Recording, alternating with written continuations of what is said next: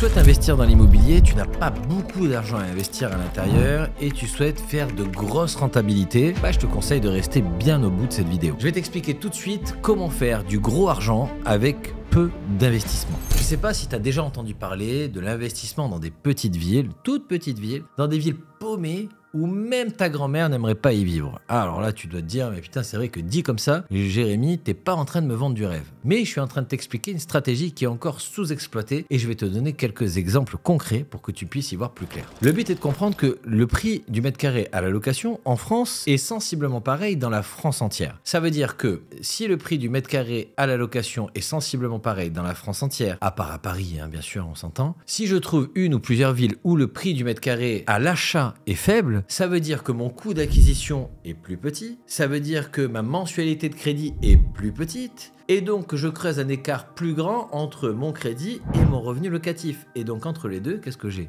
Le cash flow. Donc, le but aujourd'hui de cette vidéo, c'est d'expliquer comment aller exploiter ces villes qui, normalement, ont location longue durée, il ne faut pas exploiter. Il y a des villes, ce qu'on appelle des villes fantômes. En gros, moi, quand je forme les gens à investir dans des villes rentables, je leur dis d'aller trouver des villes en dessous des 2000 € du mètre carré. Dans ces villes en dessous du 2000 € du mètre carré, trouver, en fonction de l'étude de marché, des villes où l'attraction est quand même intéressante. On a des écoles, on a une pharmacie, on a des médecins, on a des transports, on est à proximité d'une grande ville en développement, ou alors même cette ville est développée. On va aller voir l'urbanisme pour savoir quels sont les projets de développement de la ville. Est-ce que la population est croissante ou décroissante, c'est-à-dire est-ce que les gens viennent ou est-ce que les gens partent? Quel est l'âge médian de la ville? S'il y a que des gens de 70 ans, automatiquement c'est pas la bonne ville pour investir. Il vaut mieux avoir des jeunes pour montrer le côté dynamique de la ville, etc. Je vais également regarder le pourcentage de chômage qui va me donner un indicateur précieux pour savoir si la santé de la ville est bonne ou pas, et regarder les industries qu'il y a aux alentours, quel est le poumon économique de la ville, etc., etc., et plein d'autres métriques. D'ailleurs, c'est ce que je dis à mes élèves. Attention, des fois, on a des fausses rentabilités. Tu vas trouver des villes à 400 € du mètre carré et tu vas dire, putain, Jérémy, j'ai trouvé une ville à 400 € du mètre carré. Si je fais 400 moins le revenu locatif, je suis sûr de faire 2000 € de cash flow. C'est là, faut que j'investisse. Attention, attention aux villes fantômes. Parce que c'est pas parce que ça se loue pareil dans la France entière que forcément il y a de la demande. Tu pourrais très bien faire un bien de qualité perdu au fin fond de la campagne où personne veut habiter et finalement, personne n'y habitera. Tu vois, c'est pas la seule valeur. Par contre, dans ces villes fantômes où il n'y a rien, c'est perdu. Il n'y a même pas de boulangerie, il n'y a que dalle. C'est un exemple. Vraiment paumé.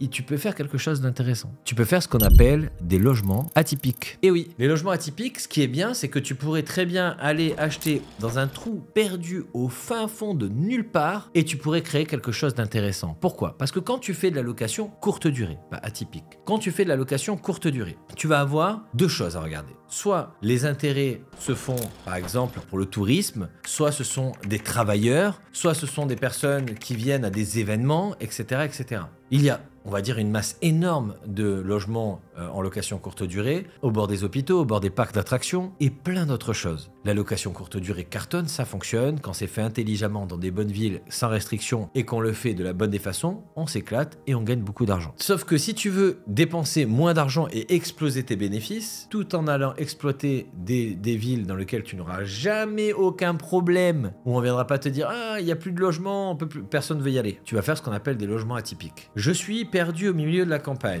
Tu vas pas faire venir les gens pour le tourisme, il n'y a que dalle. Tu vas pas faire venir les gens pour des sociétés, il n'y a que dalle. Donc il n'y a pas de travailleurs, il n'y a pas de tourisme, il n'y a pas d'hôpitaux, il n'y a pas de parc d'attractions, il n'y a pas de neige, il n'y a pas de sable, il n'y a rien.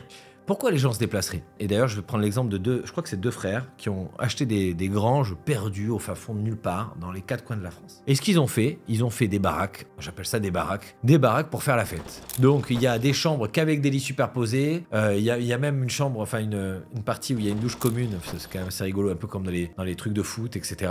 Parce qu'on estime qu'admettons, il n'y a que des gars qui viennent faire un enterrement de garçon, etc. Piscine couverte, terrain de pétanque, des hectares en veux-tu en voilà, tu pourrais même pousser le truc. Tu mets une petite activité avec des vélos, avec un petit terrain, des conneries, tu vois. Et en gros, tu crées l'expérience. Les gens viennent ici pour l'expérience qui est créée comme si tu étais au milieu de rien et que tu crées un Center Park. Les gens, ils viennent pour le Center Park. Ils viennent pas pour l'endroit où il est. Ils en ont rien à faire. S'il n'y avait pas Center Park ici, ils viendraient pas. Ils viennent parce qu'il y a une expérience à vivre dans le logement. Donc, si jamais tu remontes un peu tes méninges et que tu te dis, si je crée un logement atypique où les gens viennent vivre une expérience chez moi, et tu l'as déjà vu avec les cabanes dans les les arbres, tu remontes ton petit déj à la corde, t'as des toilettes sèches, franchement le confort est rudimentaire, mais c'est ce que viennent chercher les gens. De plus en plus, si je peux te donner une astuce, de plus en plus les gens ont besoin de se déconnecter. Donc tu crées une baraque perdue au milieu de nulle part, où internet ne passe pas, où l'expérience est de laisser ton téléphone pendant 4 jours, de faire du yoga, du feng shui, tu fais un petit truc de yoga, machin, un bain norvégien, tu vois, un truc full détente au milieu de la montagne, tu le gaves le truc, tu le gaves. Et des trucs comme ça, tu peux en faire plein. Par exemple, tu transformes un garage, t'achètes un garage, ça vaut rien un garage. Tu transformes un love room et tu fais un billet monstre. Tu vas utiliser des zones inexploitées comme des caves.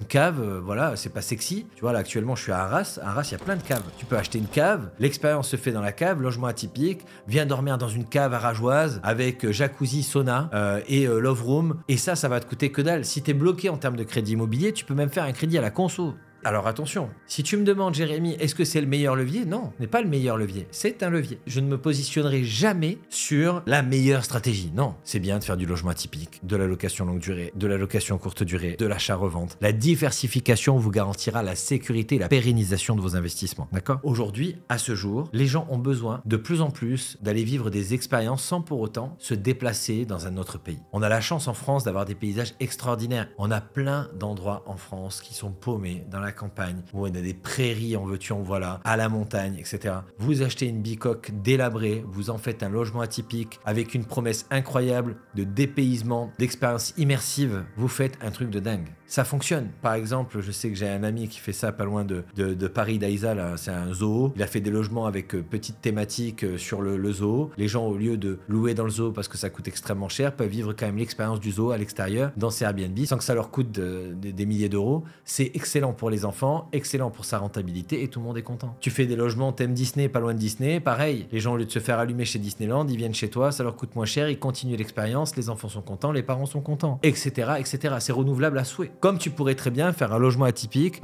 pour des travailleurs, tu prends une énorme baraque, tu fais que des lits superposés, cuisine commune, piscine, machine à bière, machin, tu fais un truc immersif où ils vivent tous ensemble pendant leur déplacement par exemple à la centrale nucléaire, ou alors tu fais vraiment par exemple des box, c'est-à-dire des box pour dormir, mais très simple, très rudimentaire. La chambre c'est que pour dormir et tout le reste se fait à l'extérieur avec les potes, les copains, les machins, les ci, les là. Ça cartonne. En fait, ce qu'il faut, c'est essayer de réfléchir à comment je fais pour rendre rentable un endroit qui ne l'est peut-être pas forcément sur le papier. Comme je dis tout le temps, tous les secteurs sont rentables, sans exception. Que ça soit de Paris à la ville la plus paumée du monde, c'est rentable, à condition d'utiliser la bonne stratégie dans la ville cible. Si je veux utiliser la stratégie de, je sais pas, location atypique dans Paris, ça peut marcher. Par contre, en termes de contraintes, je fais partie des 18 villes à restriction, je risque d'être bloqué à un moment ou à un autre, à moins qu'il y ait, bon, il y a encore une loi des compensations, je crois là-bas, de mémoire. Moi, j'investis pas à Paris, mais il y a une loi des compensations. Donc à voir, mais ça demande quand même des frais supplémentaires, un coût d'acquisition qui est très élevé, etc., etc. Potentiellement, dans les appartements dans lesquels je vais le faire, ce sont des copropriétés dans lesquelles il y a une clause bourgeoise exclusive, donc pas de location courte durée, ça devient de plus en plus dur. Par contre, si je vais me cacher au milieu de nulle part et que j'achète le bien dont personne ne veut et que j'en fais une petite pépite en logement atypique, alléluia. Donc, c'est vrai qu'il y a à ce jour une solution pour que n'importe quelle personne à faible revenu puisse s'extirper un revenu conséquent au travers de cette stratégie pour pouvoir améliorer son confort de vie immédiatement. Et ça, c'est une vraie promesse. D'ailleurs, si tu veux en savoir plus sur les logements atypiques, j'ai une personne qui en parle bien mieux que moi et je vais te proposer de cliquer sur le lien en dessous de cette vidéo pour que tu puisses rencontrer Élise de Demoiselle Atypique et qui va t'expliquer au travers d'une vidéo comment fonctionne un logement atypique en te présentant un de ses biens, la rentabilité et la possibilité toi aussi de savoir exactement comment en tirer tes premiers euros, voire tes dizaines de milliers d'euros par an. Allez, je t'en dis pas plus. Merci d'avoir écouté cette vidéo. J'étais heureux de te retrouver ici et je te dis à très vite dans une nouvelle vidéo.